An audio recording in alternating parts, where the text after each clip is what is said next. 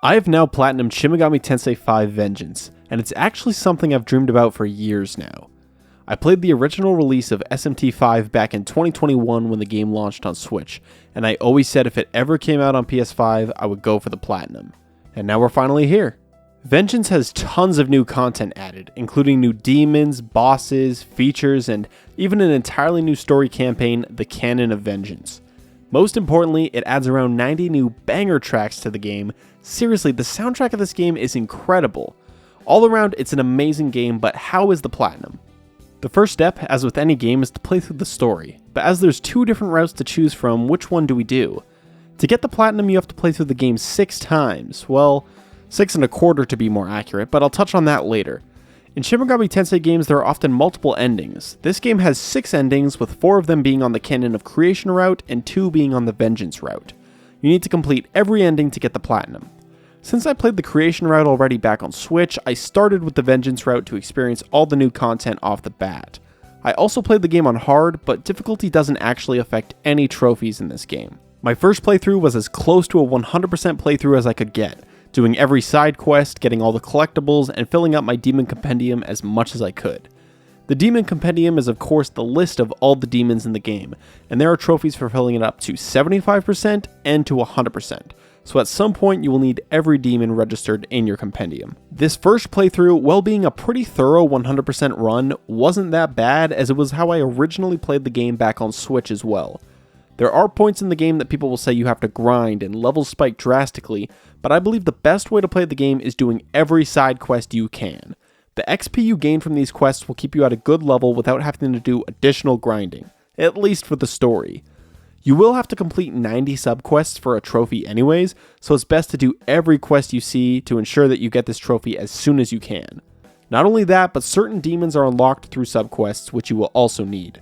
A good amount of the trophies you will naturally get whilst playing the game, defeating certain types of demons, learning miracles, and battle trophies like Magatsui skills, striking enemy weaknesses, and recruiting demons. There are a few, however, that are more involved and not as easy to stumble upon though. 2 of these are examining 100 search points as well as getting 400 relics from vending machines. And as I'm not sure if these numbers carry over to New Game Plus, I made sure to examine every search point and interact with every relic spot on my first playthrough until these trophies popped. If you aren't intentionally doing this, I think it'd be really easy to miss these trophies. Another odd trophy is winning a battle after triggering reinforcements 4 times. If you engage in battle in an area where lots of the same demon type are nearby, there is a chance that once you beat the initial demons, more will appear. And for this trophy, you need a chain of 4 times after the initial demons are wiped out. The best way to do this is by using an attract pipe to raise the encounter rate, and then going to this spot in Minato where a bunch of slimes appear together. I just saved my game and kept reloading until I got the chain needed and the trophy. One of the new features in Vengeance compared to the original release is the addition of the Demon Haunt. This is an area you can access that allows you to interact with your demons, which in turn can raise their stats and grant you items. There are 2 trophies needed to get here. One is to gift demons items 20 times, which is easy enough. You will get tons of these gift boxes throughout the game. The second is earning recognition from 10 demons, which basically means leveling up and gifting your demons items until they have the utmost trust in you. Using the haunt comes pretty naturally if you want the best out of your demons, so these trophies are pretty easy to come by. In the Canon of Vengeance route, there's a part where one of the new demons, part of the Kadishu, Agrat, summons projections of herself. And whilst you are recommended in the game to avoid them as they chase you, you actually need to defeat these projections twice in order to get a trophy. It isn't really that hard though. This takes place in the new Shinjuku area exclusive to the Vengeance route.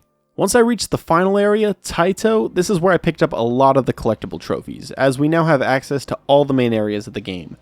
Some collectibles we will get from subquests like the Parafats and Talismans, others we will need to seek out, like destroying 24 abscesses, getting 50 amalgams, examining the demon statues and Aogami husks, and of course the big one, collecting all 200 Mimon. Mimon are these new little funny guys introduced in SMT5, and you gotta collect all 200 of them for a trophy. This isn't that bad as you can find a demon in each area that will locate them on your map if you pay him, but it can be a little tedious. You also get cool rewards from Gustav in the shop for finding the Mimon, so it's worth it. In Taito is also where we'll be able to start getting some subquest and boss trophies.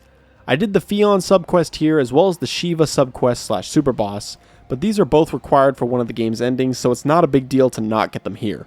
I also made sure to have 75% of my compendium filled, as once we reach the Empyrean, we will need the Seed of Life, which you only get for filling up your compendium to 75%. The Seed of Life allows you to fight Maria, and receive an exclusive demon depending on your alignment, Law, Neutral, or Chaos. These are the typical alignment in SMT and also play a part in the ending you get. Your alignment is mostly determined by the choices you make throughout the game, but choosing the top choice is usually Law and bottom is Chaos, whilst mixing it up can push you into Neutral. I had to make sure to do this on each alignment to get all exclusive demons, so on 3 playthroughs total. I then continued on with the game and finished my first playthrough to receive my first ending trophy. At this point, you can save your game and have clear data. There's also these little spots for an emblem for each ending, and as you complete more endings, they will fill up, showing you what you have left. Now it's time to load the clear data and begin New Game Plus. I know earlier 6 playthroughs probably sounded like a lot, but thanks to the Reborn option in New Game Plus, you can carry over almost all your progress, including levels and demons, so every playthrough is only another 4 to 5 hours or so. This time, it's the Canon of Creation True Neutral ending, which is the most involved, but it mostly boils down to making sure you have every side quest in the game done. I'll link a guide down below in case you want one though.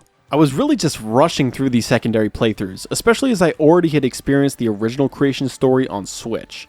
One of the main differences in this route is the third area is completely different between the 2 routes. And just like the Egg Rat Projection Trophy in the Vengeance route, we have a similar Special Condition Trophy in Creation. In the third area, one of the main story bosses will be powered up with these beams all across the map, and traditionally, you're supposed to break all the beams and weaken her to beat her. But this trophy is to beat her without weakening her at all. Since I'm on Reborn, it's a piece of cake and not hard at all though. We also do the Succession of Raw questline as part of the True Neutral ending and complete the game once more. Then I went on to the Canon of Vengeance once again to complete the Chaos ending, as well as take on some super bosses. This is also when I noticed the DLC for the game was on sale and decided to pick up the whole set as I was interested in it. It comes with 2 new demons and relating quests, as well as the Mitama DLC, which makes grinding so much faster. Honestly, the Mitama DLC I more so used for money rather than levels, as I was already pretty much max level, but the easy money allowed me to build my demons however I wanted and much easier. The DLC isn't an amazing practice, but I decided I would rather save myself the time. If you are just playing the game casually on lower difficulties or even on hard, it's not really required, but I just wanted to save myself the time. Now, taking on the super bosses are probably the most challenging trophies in the game and most time consuming. Technically, Shiva is a super boss as well, but honestly, he is nothing compared to the other 3. Masakato, Demi-Fiend, and Satan. Masakato is only in canon of the Creation route, so he'll be saved for the next run, but for now, it's time for the Demi-Fiend. The Demi-Fiend, if you don't know, is from SMT3 Nocturne. He's pretty awesome to be honest. I mean, look at this figure I have of him, and shirt.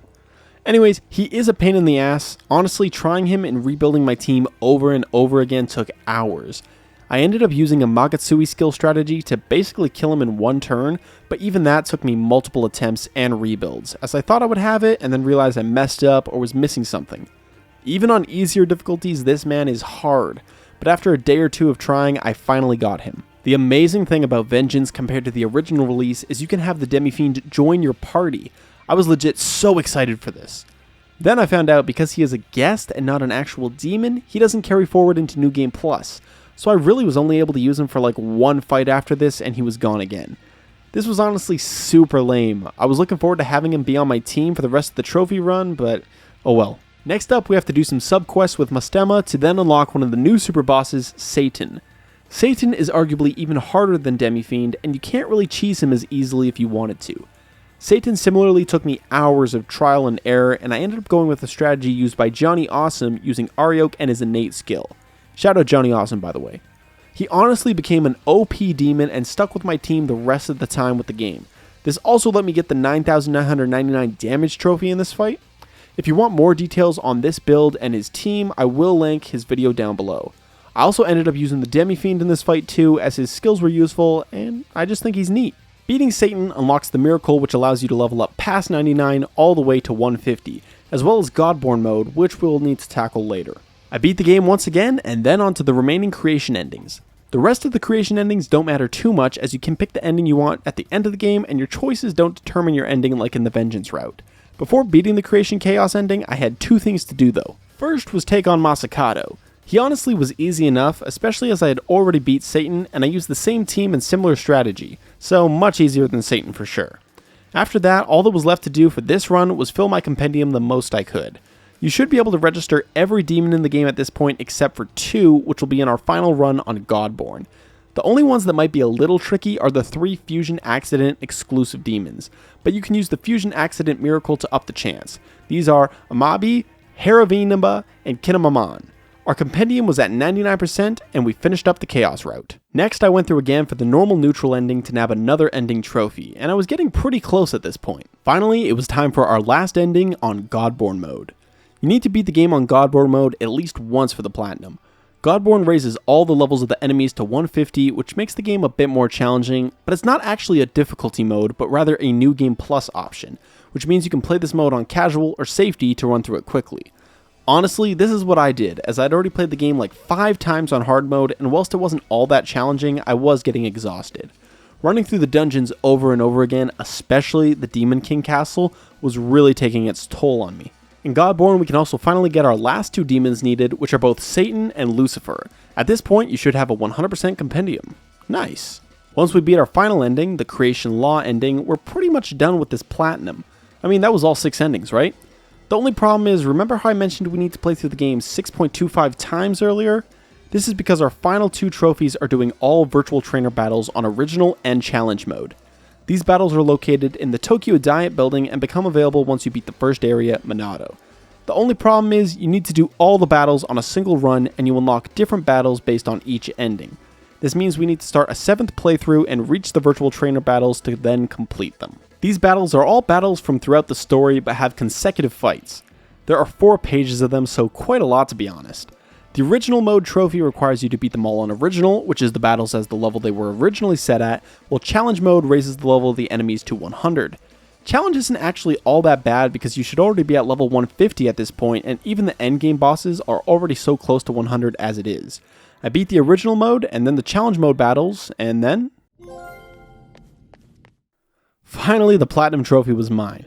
Honestly, this platinum was a blast, and I only really got bored towards the end when I had to basically mash my way through content and dungeons I'd already done so many times. The only differences in the runs were the endings, so going through the whole game again can be a little rough, even when it's only a few hours, as the Demon King Castle alone is really annoyingly designed. In the game, the final save file was 120 hours on the playtime, but my PS5 counted 150 hours played. I think this is because the playtime counter won't count for all the time I either died or closed the game after fighting a boss for a long time and realizing I was screwed. 150 hours is a long time, but I still had a great time. I love Shin Megami Tensei V, and I am super happy this game is finally on other platforms. I really recommend playing it, but do I recommend platinuming it? If you enjoy the game, and I mean really love it, I would say go for it. I would give the platinum experience a 9 out of 10. Very fun and rewarding, as the main game normally is. There are some tedious aspects to it, but that's to be expected. SMT is also known to be pretty hard and punishing, but as I've played quite a few of them at this point, I kinda knew what to expect. Don't be afraid to turn the difficulty down if needed. If you are interested in platinuming it, I will link the Power Picks guide I used in the description, as that helped tremendously, and you can use it for any difficulty. Bro, it's too cold. What are you doing? I'm about to jump in and look for Daisy's unreleased music. Don't worry. Diddy Kong dropping October 30th. Listen! Chicken palm, while I'm sipping dawn, with a pretty John, and a Vicky thong. Waves taking money, shit, we got a million. Run up on us and we pop guns like Diddy Kong.